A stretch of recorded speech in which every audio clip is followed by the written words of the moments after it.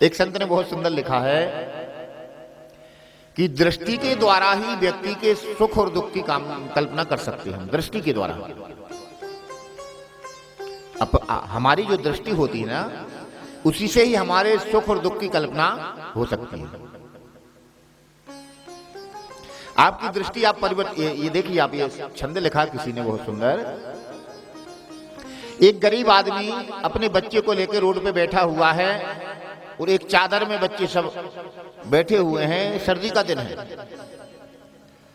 और उसकी दृष्टि पड़ती है किसी मोटरसाइकिल वाले पर, तो उसे वो देखता है तो क्या कहता है, बोले दीन कहे धनवान सुखी, जिसके पास कुछ नहीं है वो रोता है, नेत्रों से आंसू बह रहा, बोले सुखी ये है।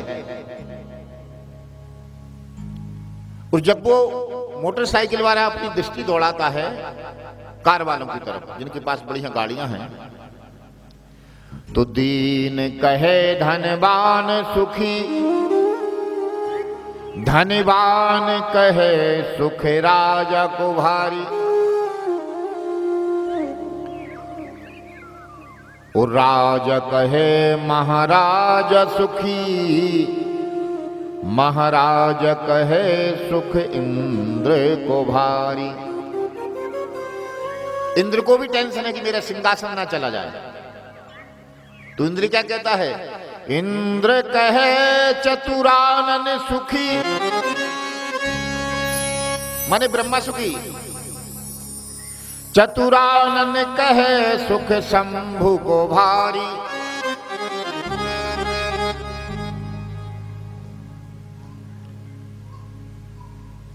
तो बाबा से पूछा, बाबा सबरे दुखी है तो बस सुखी कौन है? गोस्वामी तुलसीदास जी से बोले, तुलसीदास विचार कहे, हरि भजन बिना सब जीवे दुखा। सब दुखी है, क्योंकि आपने देखा होगा संतों के पास कुछ नहीं होता, होता है कुछ न, बढ़िया मकान होता है, ना उनके पास कोई भोजन बनाने के लिए बर्तन होता है, ना ओढ़ने के लिए वस्त्र होते हैं, कुछ नहीं होता।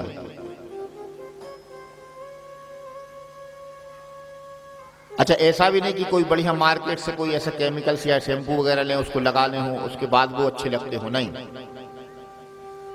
बढ़िया राख को लगाते हैं, लपेटते हैं, भस्मी लगाते हैं, चद्दर ओढ़ते हैं और निकल जाते हैं। प्रयागराज इत्यादि आप तीर्थों में जाते हैं तो ऐसे ऐसे महात्मा दिखाई देते हैं, अगर उनके तप के द्वारा माथे का दर्शन कर लिया जाए तो हमारी नजर नहीं हटती उनसे, इतने आनंद की प्राप्ति होती है। लेकिन उनका स्वभाव देखिए, और झोली में ढेला नहीं, उनके पास कुछ नहीं है, एक झोली टंगी है, झोली टंगी है। लेकिन शिवराज सिंह चौहान भी जाके लोट लगाते हैं कि महाराज जीत जाए हमें भिक्षा दे दो। अच्छा, मांग किससे रहे बताइए, उसके पास है क्या कुछ? जिनके पास बहुत संपत्ति है, बिल्डर्स हैं बड़े बड़े, वो भी अगर धन की कामना करते हैं तो किसके पास जाते? जिसके पास कुछ नहीं होता, उसी के पास जाते हैं ना, आशीर्वाद मिल जाए बस। तो क्या, झोली में ढीला नहीं, मांगे में सकुचाए।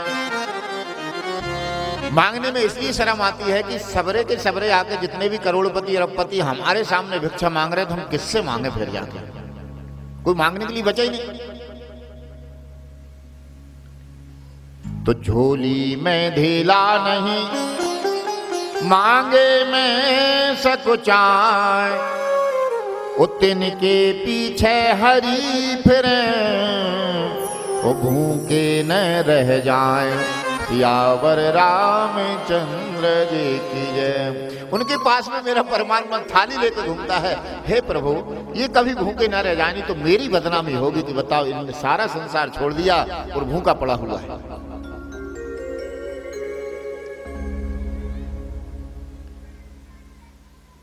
और ऐसे करोड़ों बाबा हैं जो भोजन कर रहे हैं, करोड़ों, न इन्हें बनाना आता है, न कहीं मकान है, न ऐसी कोई व्यवस्था है। अरे जहां वो लेटते हैं, जहां वो सोते हैं, वहां मेरा परमात्मा बारिश तक नहीं करता है कि इसकी नींद डिस्टर्ब न हो जाए।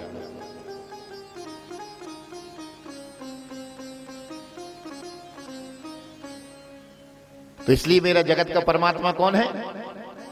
बोले जो आनंद सिंधु सुख राशि, जो आनंद सिंधु सुख राशि, जो आनंद सिंधु सुख राशि, जो आनंद सिंधु सुख राशि, शिखर क्षेत्र लोक सुपासी, शिखर क्षेत्र लोक सुपासी, जो आनंद हरि बोल, सिंधु सुख राशि, जो आनंद सिंधु सुख राशि।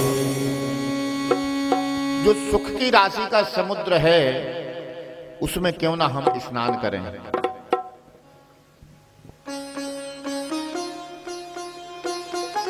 क्योंकि हमारा जो समुद्र है वो है भव सागर।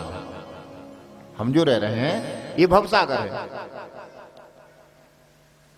तो बोले महाराज इसमें हम बहुत डूब रहे हैं, तो इसमें हमें नाव में बैठना है। बोले कौन सी नाव में बैठना है? बोले भव सागर चह पार जो पावा। तो कौन सी नाव? बोले राम कथा ता दृढ़ नावा। ये राम जी की कथा ही हमें पार लगाई नाव में बैठ के।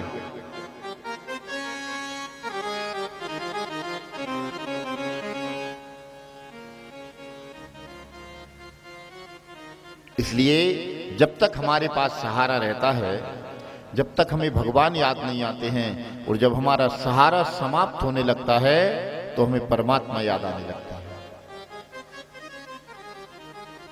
गज और ग्राही की कथा आती है श्रीमद् भागवत कथा। बोले गज कौन है? बोले हम सब बैठे हुए हम गज हैं।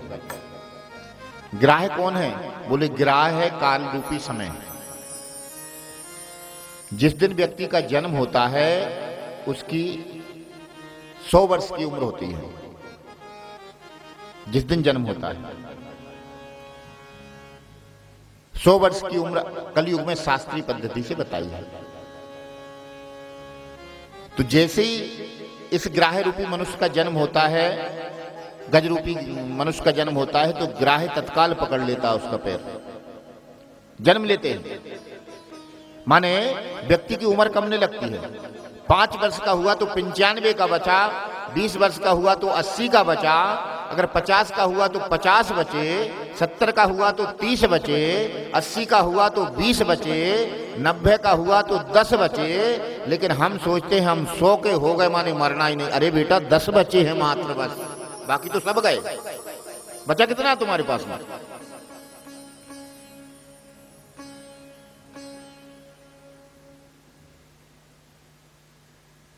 इसलिए समझदारी अभी से कर लो। अगर आप मेला घूमने गए हैं, मार्केट करने गए हैं, शॉपिंग करने गए हैं और आप 10,000 रुपये लेके गए हैं और आपके पास में अगर 6,000 रुपये खर्च हो जाते हैं, 30,000 बचे हैं, समझदारी उसी व्यक्ति के है कि वो बाकायदा अपना लेखा जोखा करते हुए और 4,000 बचे और 4,000 आके घर लौटकर और बढ़िया अपना जीवन यापन करें।